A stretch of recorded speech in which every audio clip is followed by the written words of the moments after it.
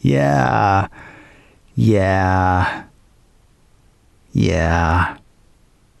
But let's talk about Apple.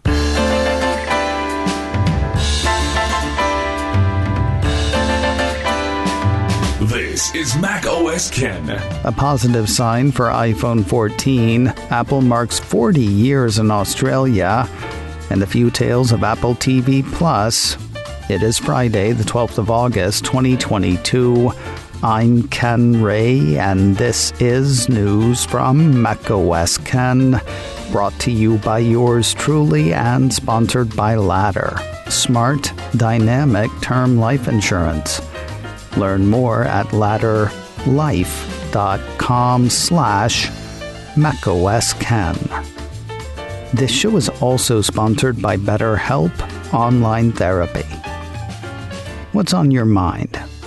Is there something that's scaring you, making you angry, holding you back? If you need help, there's BetterHelp.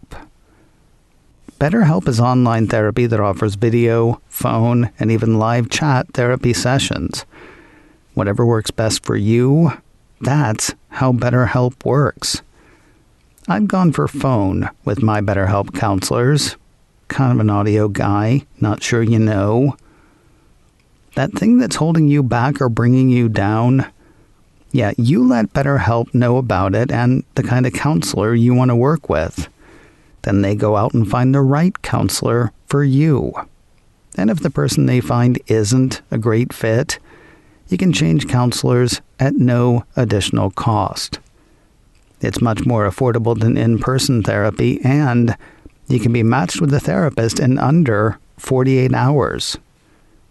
Mac OS Ken listeners get 10% off their first month at betterhelp.com/MacOSKen. That's betterhelp.com/MacOSKen. Get started today at betterhelp.com/MacOSKen. An interesting bit of news from Bloomberg, highlighted by 9 to 5 Mac. According to the report, Apple has asked manufacturers to build 90 million iPhone 14s for the phone's launch this year. That would match the 90 million iPhone 13s Apple is believed to have requested for launch last year. That seems to be seen as good news for a couple of reasons. For one, staying at the same level indicates that Apple is not expecting a slowdown, even #in this economy. According to Bloomberg, Apple is counting on an affluent clientele and dwindling competition to weather a global electronics downturn. Additionally, the report says before iPhone 13, Apple used to launch with about 75 million units. About the only thing that might make the alleged 90 million order disappointing is talk earlier this week of Apple ordering 95 million iPhones for launch. On Monday, a piece from Taiwan's United Daily News indicated that the Cupertino company had increased orders for the first round of iPhone 14s from 90 million to 95. It's not that Bloomberg is contradicting UDN necessarily. Whatever the case, indications that iPhone orders are not falling and #these times in which we live reads as better news than one might expect. The next round in the Epic v. Apple fight is fast approaching. A piece from Apple Insider says the U.S. Court of Appeals will hear from the two parties in just over 2 months. Apple got most of what it wanted in the case, though the report says the company disagrees with the anti-steering aspects of the original ruling. Epic pretty much lost and wants the whole thing overturned. And so they head back to court on Friday, the 21st of October. Weirder than happening on a Friday is how fast the whole thing is expected to go. According to Apple Insider, no scheduled time has been announced, but the court's docket has Epic Games versus Apple as the 5th case of the day. The format for the appeals court sees each side being given 20 minutes to make their case. That's practically a lightning round. Blink and you'll miss it. This week marks 40 years for Apple in Australia. The Cupertino company issued a press release Thursday marking the anniversary and talking about initiatives down under. Nothing kinky, as far as we know. Barely addressing the past, Apple CEO Tim Cook was quoted as saying, "We're proud to celebrate Apple's long history in Australia and to deepen our shared commitment to protecting the planet and creating opportunity in people's lives. We're fortunate to have so many great partners, colleagues, and customers across this country, and will continue working together to make the world a more equitable and just place for all." Not unlike that quote, most of Apple's press release addressed things to come. According to that, projects include developing new sources of renewable energy, expanding coding education programs, and forging partnerships with Indigenous-led nonprofits, advancing equity and opportunity. The power play involves buying energy from a wind farm set to go live in 2026. The release says Apple's investment in clean energy from Upper Burdekin Wind Farm will support Australia's transition to renewables and provide the equivalent energy to power 80,000 homes. On the coding side, the Cupertino crew announced an expanded partnership with leading Australian universities that will bring coding education to even more students across the country. That'll come in the form of 2 new Apple Foundation programs that will provide 4-week courses on the fundamentals of app development with Swift. In the period of 1 month, students will gain the skills to design and prototype their own apps and learn introductory coding skills. Enrollment for those starts later this year. Courses will get underway in early 2023. Finally, Apple's Racial Equity and Justice Initiative makes the trip to the Southern Hemisphere. Quick reminder, that initiative is Apple's company-wide effort to address systemic racism and expand opportunities for communities of color, focused on advancing racial equity in education, the economy, and the criminal justice system. Alicia Johnson, Apple's director of the program, is quoted in the release saying, "Extending the company's Racial Equity and Justice Initiative to Australia is part of a long-term commitment from Apple to help support Australia's Indigenous community by collaborating with organizations driving meaningful change." The release goes on to say Apple's initial funding grants will support organizations advancing equity through education, economic empowerment, and criminal justice reform. Programs benefiting include the Indigenous-led or Indigenous-involved groups, Deadly Connections, ID Know Yourself, First Australians Capital, Art Gallery of NSW, and Original Power. A heaping helping of Apple TV Plus news in a moment, but first a word from Ladder, smart, dynamic term life insurance and sponsor of today's show.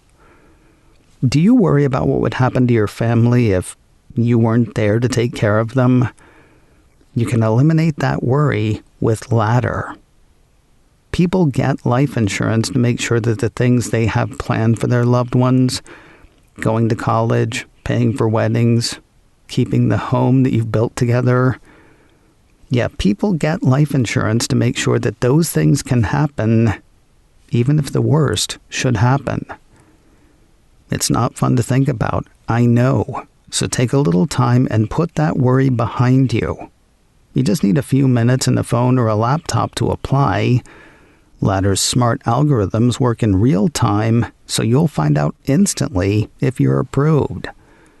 And it is super easy to start. Going through the initial screening took me less time than you'll spend listening to today's show. Ladder's customers rate them 4.8 out of 5 stars on Trustpilot, and they made Forbes' best life insurance list last year. So go to ladderlife.com/macOSKen today to see if you're instantly approved. That's LADDER life.com/macOSKen. ladderlife.com/macOSCan.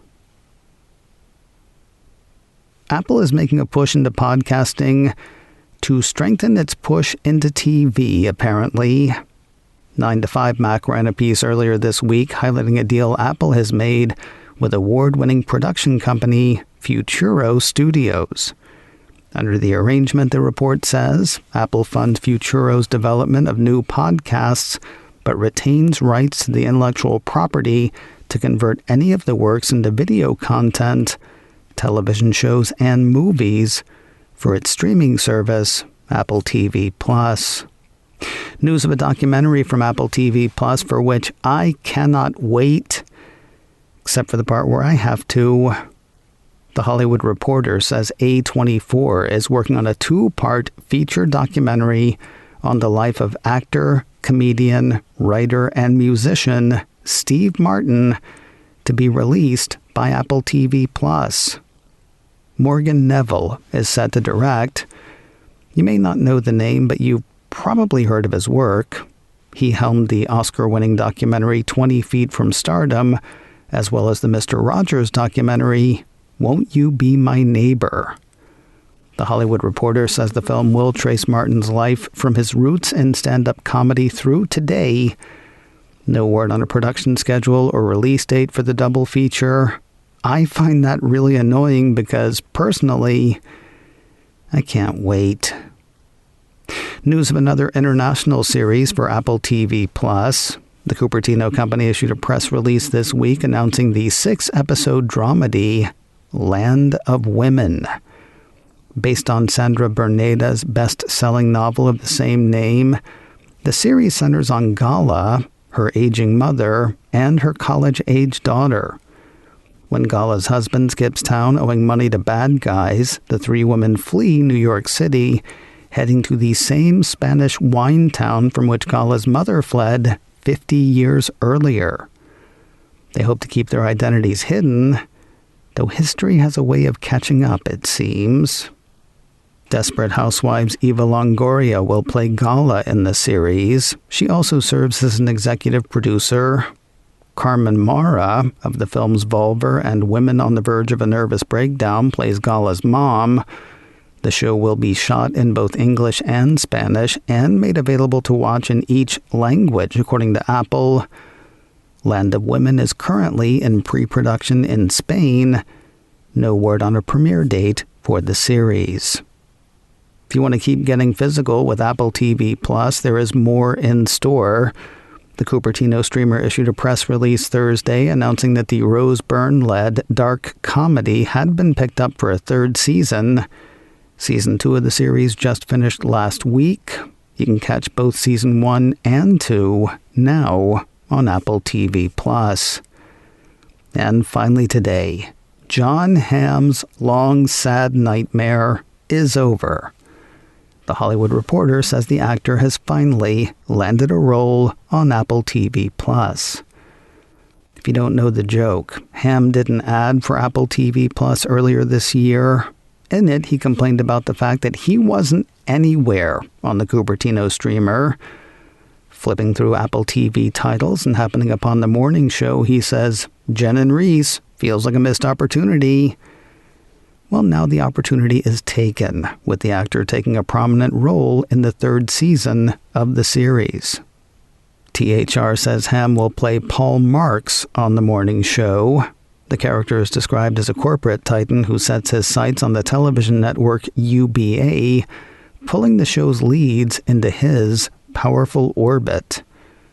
Production on Season 3 is expected to begin this month. No word on when it'll land in the stream. macOS Can, brought to you by me and sponsored by BetterHelp. Get 10% off your first month at betterhelp.com/macOSCan. This show is also sponsored by Ladder, smart, dynamic term life insurance. Learn more at ladderlife.com/macOSCan. Advertising handled by Backbeat Media, online at backbeatmedia.com. You can reach me a couple of ways. info@macosken.com or call 716-780-4080. Until next time, that is news from macOS Ken. I'm Ken Ray.